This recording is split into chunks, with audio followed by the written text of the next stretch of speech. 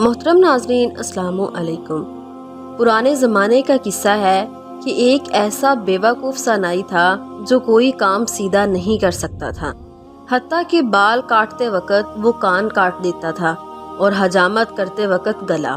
نتیجہ یہ کہ اس کا کام ٹھپ ہو گیا اور وہ اپنی چیزیں بیچ کر گزارا کرنے پر مجبور ہو گیا۔ رفتہ رفتہ ایسا وقت آیا کہ اس کے گھر میں صرف 2 چیزیں باقی بچیں، اس کا استرا اور اس کی بیوی، اور یہ فیصلہ کرنا دشوار تھا کہ ان میں سے زیادہ تیز کون ہے۔ ایک دن نائی کی بیوی اسے بیوقوفیوں پر طعنے دے رہی تھی کہ وہ بے بسی سے بولا، یہ سب بار بار کہنے کا کیا فائدہ ہے؟ میں تم سے متفق ہوں، میں نے کبھی خود سے کچھ نہیں کمایا، میں کبھی خود سے کچھ نہیں کما سکتا اور میں کبھی کسی کو کمانے بھی نہیں دوں گا، یہ حقیقت ہے۔ تم کام نہیں کر سکتے تو بھیک مانگو، میں بھوکا نہیں مرنا چاہتی۔ بادشاہ کے محل میں جا کر اس سے کچھ مانگو، شہزادی کی شادی ہو رہی ہے اور بادشاہ غریبوں میں خیرات بانٹ رہا ہے، بادشاہ کو کہو کہ تمہیں کچھ بھی دے دے۔ نائی نے ایسا ہی کیا اور بادشاہ کے محل میں جا کر اس نے کہا کہ وہ نائی کو کچھ بھی دے دے۔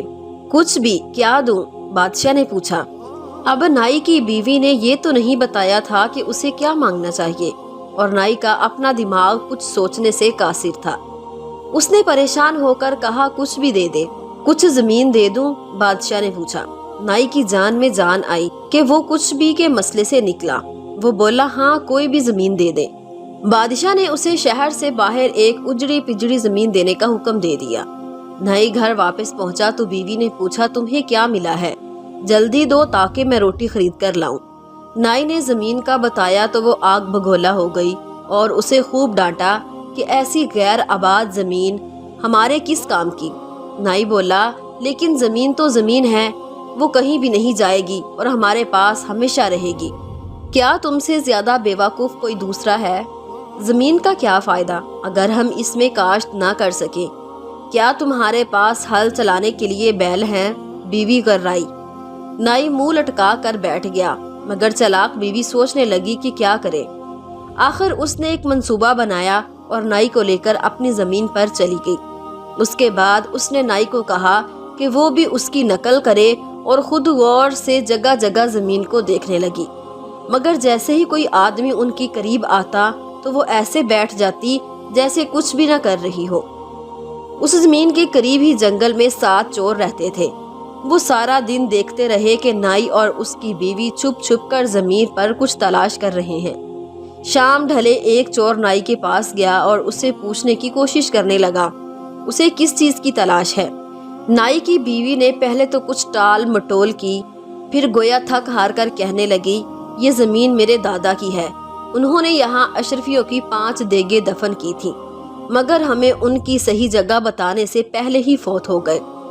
اب ہم وہ دیگیں تلاش کر رہے ہیں، تم کسی کو یہ بات مت بتانا، ورنہ وہ دیگیں تلاش کر کے لے جائیں گے اور ہم محروم رہ جائیں گے۔ چور نے وعدہ کیا کہ وہ کسی کو نہیں بتائے گا، مگر شام ڈھلے جب نائی اور اس کی بیوی گھر واپس گئے تو چور اپنے ساتھیوں کو لے آیا اور ساتوں مل کر اپنے بیلوں سے ہل چلا چلا کر خزانہ تلاش کرنے لگے۔ صبح تک کھیتوں کی ایسی حالت ہو گئی جیسے اس میں 7 مرتبہ ہل چلا دیا گیا ہو، مگر انہیں وہاں کچھ نہ ملا۔ اگلی صبح نائی کی بیوی نے سارے کھیتوں میں ہل چلا دیکھا تو بہت خوش ہوئی۔ وہ بیج ادھار لائی اور زمین میں بو دیے۔ ہل بہت اچھا چلا تھا تو فصل بھی بہت اچھی ہوئی۔ نائی کی بیوی نے تمام قرضے چکا دیے اور پھر بھی اتنے پیسے بچ گئے کہ اس نے کچھ سونا خریدا اور ایک مٹکے میں چھپا دیا۔ چوروں نے یہ دیکھا تو بہت غصے میں آئے۔ وہ نائی کے گھر گئے اور اسے کہنے لگے، ہمیں فصل میں سے ہمارا حصہ دو کیونکہ ہل ہم نے چلایا تھا۔ نائی کی بیوی ہنسی، میں نے تمہیں بتایا تو تھا کہ زمین میں سونا ہے، لیکن تمہیں وہ نہیں ملا۔ اب وہ سونا گھر میں ایک مٹکے میں چھپایا ہوا ہے، لیکن تمہیں نہیں ملے گا۔ چوروں نے کہا کہ تم سیدھے طریقے سے ہمارا سونا ہمیں نہیں دو گے تو ہم خود لے لیں گے، آج رات دیکھ لینا۔ نائی کی بیوی نے پھر انکار کیا اور چور واپس چلے گئے، لیکن ایک چور گھر میں چھپ گیا تاکہ رات کو وہ اپنے ساتھیوں کے لیے دروازہ کھول دے۔ نائی کی بیوی نے اپنی آنکھ کے گوشے سے اسے چھپتے دیکھ لیا۔ نائی چوروں سے بہت ڈرا ہوا تھا۔ اس نے اپنی بیوی سے پوچھا، تم نے سونا کہاں چھپایا ہے؟ بیوی بولی ایسی جگہ چھپایا ہے کہ وہ کسی کو نہیں ملے گا۔ باہر کے دروازے کے ساتھ رکھے مٹکے میں مٹھائیوں کے نیچے چھپا دیا ہے۔ چور یہ سن کر بہت خوش ہوا۔ آدھی رات کو وہ اپنی کمین گاہ سے نکلا اور مٹکا لے کر چلا گیا۔ سب چور مل کر باہر جنگل میں پہنچے اور مال بانٹنے کی تیاری کرنے لگے۔ مٹکا لانے والا چور کہنے لگا نائی کی بیوی نے بتایا تھا کہ سونے کے اوپر مٹھائیاں رکھی ہیں تاکہ کسی کو شبہ نہ ہو۔ پہلے مٹھائی بانٹ کر کھا لیتے ہیں پھر سونا بانٹتے ہیں۔ جنگل میں گھپ اندھیرا تھا۔ چوروں نے مٹکے سے ٹٹول کر مٹھائیاں نکالی اور کھانے کو منہ میں ڈالی اور ساتھ ہی تھو تھو کر کے تھوکنے لگے۔ نائی کی بیوی نے مٹکے میں مٹھائی کی بجائے اوپلے ڈال رکھے تھے۔ سب چوروں کو بہت غصہ چڑھا۔ اگلی صبح وہ نائی کے گھر پہنچے اور فصل میں سے اپنا حصہ مانگنے لگے۔ نائی کی بیوی ان کی شکلیں دیکھ کر ہنسنے لگی اور وہ بولے تم نے 2 مرتبہ ہمیں بیوقوف بنایا ہے، اب تمہاری باری ہے۔ یہ کہہ کر وہ چلے گئے۔ جاتے جاتے ایک چور دوبارہ ایک کونے میں چھپ گیا اور نائی کی بیوی نے اس مرتبہ بھی اسے چھپتے ہوئے دیکھ لیا۔ نائی نے پھر پریشان ہو کر پوچھا تم نے سونا کہاں چھپایا ہے؟ گدے کے نیچے تو نہیں چھپا لیا؟ نائی کی بیوی نے اسے تسلی دی میں اتنی بیوقوف نہیں ہوں، سونا محفوظ ہے، میں نے اسے باہر نیم کے درخت کی اونچی شاخوں میں ایک پوٹلی میں باندھ کر چھپا دیا ہے۔ چور یہ سن کر بہت خوش ہوا۔ رات کو جب سب سو گئے تو وہ اپنی کمین گاہ سے نکلا اور اس نے اپنے ساتھیوں کو بتایا۔ سب چور نیم کے درخت کے نیچے جمع ہو کر اوپر دیکھنے لگے تو کچھ غور کرنے پر اوپر درخت پر ایک پوٹلی بندھی دکھائی دی۔ چوروں کا سردار بولا واقعی اوپر پوٹلی بندھی ہوئی ہے۔ ایک آدمی اوپر چڑھے اور اسے اتار لائے۔ ایک چور نے قمیض اتاری، کس کر دھوتی باندھی اور اوپر چڑھنے لگا۔ اب ہوا یہ کہ نیم کے درخت پر شہد کی مکھیوں نے ایک چھتا بنا رکھا تھا۔ جب چور چھتے کے قریب پہنچا اور اس نے ہاتھ آگے بڑھایا تو شہد کی ایک مکھی نے زور سے اس کی ران پر ڈنک مار دیا۔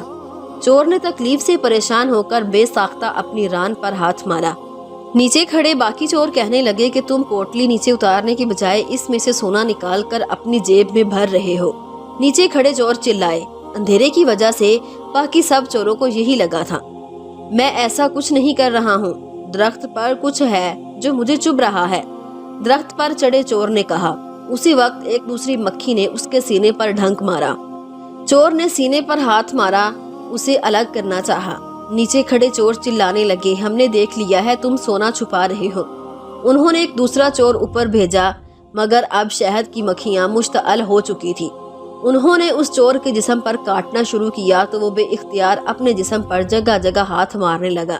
باقی چوروں کو بہت غصہ چڑھا کہ وہ دوسرا چور بھی بے ایمان نکلا اور سونا چھپا رہا ہے۔ سب چور ایک ایک کر کے اوپر چڑھتے گئے اور ہر ایک کے ساتھ یہی ہوا۔ آخر سردار کی باری آئی۔ اس نے چھتے کو مضبوطی سے پکڑا ہی تھا کہ وہ شاخ جس پر سب کھڑے تھے وزن برداشت نہ کرتے ہوئے ٹوٹ گئی اور سب نیچے جا گرے۔ چھتا ان کے اوپر گرا اور مکھیاں ان پر ٹوٹ پڑی۔ سب چور جان بچا کر بھاگے۔ اس کے بعد کئی دن سکون رہا کیونکہ چور اس قابل نہ تھے کہ چل پھر سکتے۔ نائی اور اس کی بیوی سوچنے لگے کہ شاید اب چور انہیں دوبارہ تنگ نہیں کریں گے، لیکن وہ غلط تھے۔ ایک رات جب وہ کمرے کی کھڑکی کھول کر سوئے ہوئے تھے تو نائی کی بیوی کی آنکھ سرگوشیوں کی آواز سے کھل گئی۔ چوروں کی آواز پہچان کر اس کے ہوش اڑ گئے اور اس نے سوچا کہ اب بچنا مشکل ہے، لیکن اس نے ہمت نہ ہاری اور نائی کا استرا پکڑ کر کھڑکی کے ساتھ چھپ کر کھڑی ہو گئی۔ پہلے چور نے آہستہ آہستہ سر اندر کیا اور اندھیرے کمرے کے اندر جھانکنے کی کوشش کی۔ نائی کی بیوی نے استرے والا ہاتھ گھمایا اور چور کی ناک کاٹ ڈالی۔ خدایا میری ناک کسی چیز سے لگ کر کٹ گئی ہے، چور تکلیف سے چلایا۔ خاموش، تم سب کو جگا دو گے، چپ کر کے اندر جاؤ۔ باقی چوروں نے اسے آہستہ آواز میں ڈانٹا۔ نہیں، میں نہیں جاؤں گا، میری ناک سے بہت خون بہ رہا ہے۔ چور کراہا، بزدل، تمہاری ناک کھڑکی کے پٹ سے ٹکرا کر زخمی ہو گئی ہے اور تم رو پیٹ رہے ہو، میں اندر جاتا ہوں، دوسرے چور نے کہا اور کھڑکی کی طرف بڑھا۔ جیسے ہی اس نے اپنا سر اندر کیا تو نائی کی بیوی نے اپنا استرا چلا دیا اور اس کی ناک بھی کٹ کر جا گری۔ خدایا، اندر واقعی کوئی تیز چیز ہے، چور تکلیف سے چیخا۔ بانس کی کوئی کھانچ نکلی ہوگی، تم ایک طرف ہو، میں دیکھتا ہوں، تیسرے چور نے کہا اور اپنا سر کھڑکی کے اندر ڈالا۔ شڑپ، اس کی ناک بھی کٹ کر دور جا گری۔ اف، واقعی کوئی تیز چیز ہے، مجھے تو ایسا لگا جیسے کسی نے میری ناک کاٹ ڈالی ہو۔ تیسرا چور پیچھے ہٹتے ہوئے کہا، بے وقوفو تم بزدل ہو، مجھے اندر جانے دو۔ چوتھے چور نے کھڑکی میں سر ڈالا اور ناک کٹوا بیٹھا۔ پانچویں اور چھٹے چور کے ساتھ بھی یہی ہوا اور سردار کی باری آ گئی۔ ساتھیو، تم سب زخمی ہو گئے ہو۔ ایک آدمی کو ٹھیک رہنا چاہیے تاکہ وہ سب زخمیوں کی حفاظت اور تیمارداری کرے۔ کسی اگلی رات واپس آتے ہیں، سردار نے کہا۔ سب چور واپس پلٹ گئے۔ نائی کی بیوی نے چراغ جلایا اور تمام چوروں کی ناکیں ایک ڈبی میں جمع کر لی۔ چند دن سکون سے گزرے۔ موسم خوب گرم ہو گیا اور کمرے کے اندر سونا ممکن نہیں ہو رہا تھا تو نائی اور اس کی بیوی نے باہر صحن میں چارپائیاں بچھا لی۔ چور واپس آئے۔ انہوں نے سوچا کہ سونا ضرور نائی کی بیوی کے پاس ہے تو اسے ہی اٹھا کر لے جاتے ہیں۔ وہ دبے قدموں آگے بڑھے اور اس کی چارپائی اپنے کندھوں پر اٹھا کر جنگل میں اپنے ٹھکانے کی طرف چل پڑے۔ کچھ دیر بعد نائی کی بیوی کی آنکھ ہجکولے کھانے سے کھل گئی اور یہ جان کر وہ دہک سے رہ گئی کہ چور اس کی چارپائی اٹھا کر جنگل کی طرف جا رہے ہیں۔ وہ سوچنے لگی کہ اب میں کیسے بچوں۔ کچھ دیر بعد چور تھک گئے۔ وہ ایک گھنے برگد کے نیچے رکے اور مشورہ کرنے لگے کہ کچھ دیر یہاں رکتے ہیں اور چارپائی نیچے رکھ کر کمر سیدھی کر لیتے ہیں۔ نائی کی بیوی نے موقع غنیمت جانا۔ اس نے تکیوں کے اوپر چادر ایسے ڈالی کہ لگتا تھا کہ وہ بستر پر لیٹی ہے اور برگد کی ایک لٹکتی ٹہنی کو پکڑ کر اوپر چڑھ گئی اور شاخوں میں چھپ گئی۔ چوروں نے چارپائی کندھوں سے اتار کر نیچے زمین پر رکھ دی اور فیصلہ کرنے لگے کہ پہرے کی پہلی باری کس کی ہوگی۔ سردار کے نام کا کرا نکلا کیونکہ باقی سب ابھی تک ناک کے زخموں کی وجہ سے تکلیف میں تھے۔ سب چور سو گئے اور سردار پہرا دینے لگا۔ نائی کی بیوی کو اچانک ایک خیال سوجا۔ اس نے اپنا سفید دوپٹہ چہرے اور سر کے گرد لپیٹا اور آہستہ آواز میں محبت بھرے گانے گانے لگی۔ چوروں کے سردار نے اوپر دیکھا تو اسے چاندنی میں خوبصورت عورت درخت پر بیٹھی ہوئی دکھائی دی۔ اس نے سوچا کہ یہ ضرور درخت کی پری ہے جو مجھ جیسے خوش شکل اور ہینڈسم مرد پر عاشق ہو گئی ہے۔ اس نے اپنی مونچھوں کو تاؤ دیا اور پوچھا، کون ہو تم؟ حسینہ، نیچے زمین پر اترو، مجھ سے خوف مت کھاؤ۔ پری نے جواب نہیں دیا اور عاشقانہ گانے دھیمے سروں میں گاتی رہی۔ سردار نے یہ دیکھا تو خود درخت پر چڑھنے لگا۔ جب وہ پری کے قریب پہنچا تو پری نے ایک سرد آہ بھری اور منہ دوسری طرف پھیر لیا۔ اتنا اداس ہونے کی کیا بات ہے اے پری؟ سردار نے بے تاب ہو کر پوچھا۔ نائی کی بیوی نے اداس لہجے میں کہا، مجھے لگتا ہے کہ تم ایک ہرجائی ہو اور مجھ سے محبت نہیں کرتے۔ لمبی ناک والے مرد ہمیشہ ہرجائی ہوتے ہیں۔ سردار نے اپنی وفا کا یقین دلانے کی بہت کوشش کی مگر وہ نہ مانی۔ آخر نائی کی بیوی نے کہا، ایسا کرو کہ تم اپنی زبان کو باہر نکالو، میں اسے دیکھ کر جان لوں گی کہ یہ زبان سچ بول رہی ہے یا جھوٹ۔ چوروں کے سردار نے مخمور ہو کر اپنی زبان خوب باہر نکالی۔ پری اس کے قریب ہوئی اور اس کی زبان کو اس طرح سے کاٹ کر 2 ٹکڑے کر دیا۔ سردار تکلیف کی شدت سے زور سے چیخا اور درخت سے نیچے جا گرا۔ کیا ہوا؟ دوسرے چور جاگ گئے۔ بل بل بل، سردار نے اوپر درخت کی طرف اشارہ کرتے ہوئے کہا۔ وہ زبان کٹنے کی وجہ سے بولنے سے قاصر ہو چکا تھا۔ سردار پر جادو ہو گیا ہے، درخت پر ضرور کوئی آسیب ہے، چور گھبرا کر بولے۔ اسی وقت نائی کی بیوی نے اپنی سفید چادر لہرانی شروع کر دی اور منہ سے خوفناک آوازیں نکالنے لگی۔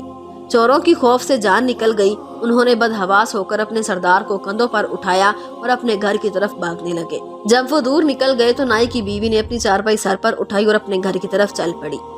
سردار کی زبان کا زخم کچھ ٹھیک ہوا تو اس نے تتلا کر اشارے کر کے بتایا کہ اس کے ساتھ کیا ہوا تھا۔ چور اب اپنی ناکیں اور زبان کٹوا کر اس نتیجے پر پہنچ چکے تھے کہ نائی کی چالاک بیوی سے مقابلہ کرنا ان کے بس میں نہیں ہے۔ وہ بادشاہ کے پاس چلے گئے اور اس سے انصاف طلب کیا کہ وہ نائی سے انہیں ان کی محنت کا معاوضہ دلوا دے۔ لیکن نائی کی بیوی نے اپنا مقدمہ پیش کیا اور ثبوت کے طور پر چوروں کی ناکیں پیش کی۔ بادشاہ نے چوروں کو جیل میں ڈال دیا اور نائی کو اپنا وزیر اعظم بنا دیا۔ اس نے کہا کہ جب تک نائی کے سر پر اس کی یہ عقل مند بیوی کا سایہ سلامت ہے، یہ کوئی احمقانہ کام نہیں کر سکتا اور ہمیں اس سے بہتر وزیر اعظم نہیں ملے گا۔